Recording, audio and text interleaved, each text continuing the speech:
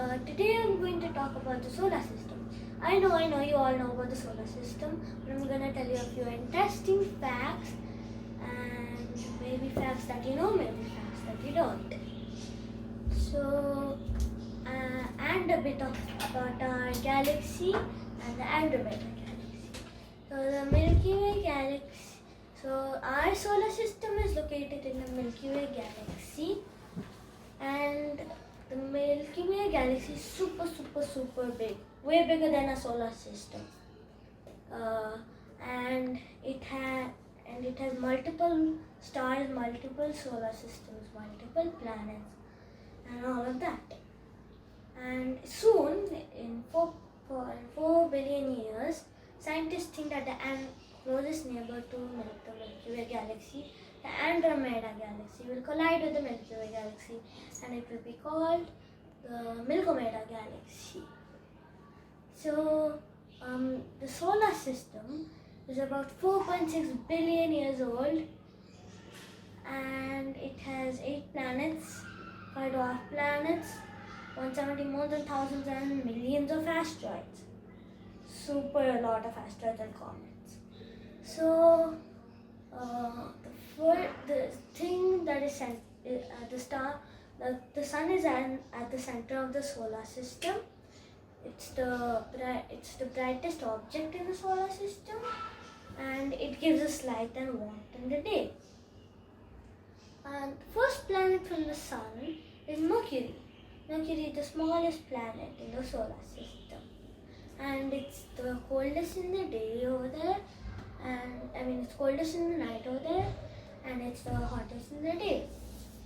So, after that comes Venus. Venus is the second planet from the sun and is the hottest planet in the solar system. After that comes Earth. It's a planet where we live. It might not be the only place with life, because scientists think other planets also have life. Like they think there's life on Mars. And Mars is also called the red planet. Mars is also called the red planet and has the biggest crater in the solar system, the biggest mountain and volcano. And just now we spoke about the rocky planets.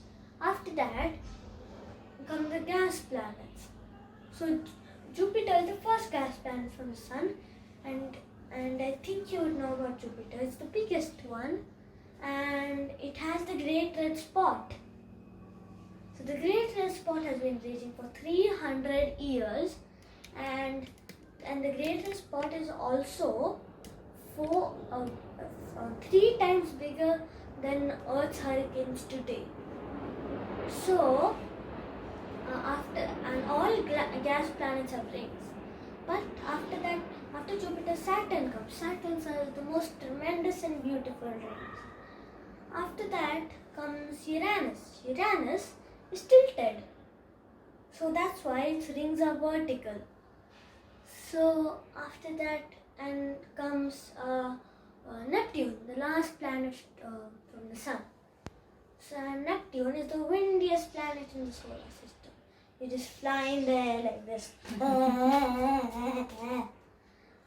Okay. So after the planets comes the dwarf planets. There are 5 dwarf planets. Dwarf planets are planets that are too small to be considered planets. Sometimes Pluto and Eris were considered a planet, but after that they were considered a dwarf planet because they were too small. And dwarf planets don't have any orbit, like their orbits sometimes come in the planet's orbits. So it's not proper, their orbit. So the first dwarf planet from the sun is Ceres. It's located in the asteroid belt, and it's the biggest asteroid. It is a chunk of asteroid, but it's also a planet, a dwarf planet. So after that comes Pluto. You all would know about Pluto. And Pluto's orbit comes in Uranus's orbit, Neptune's orbit, Saturn's orbit, and Jupiter's orbit. Even Ceres' orbit comes in Jupiter and Mars' orbit. So, after Pluto comes Haumea. Haumea is the shape of a potato. And it also has rings. And it has 2 moons. Pluto also has 5 moons. After that comes Makemake. Makemake, I know it's a funny name. And Makemake is only 3 times the size of the Grand Canyon. And after that comes the last dwarf planet, Eris. Eris is 28 times heavier than the Earth. Imagine, this shape that I'm making in my hand is Eris, and I am the Earth.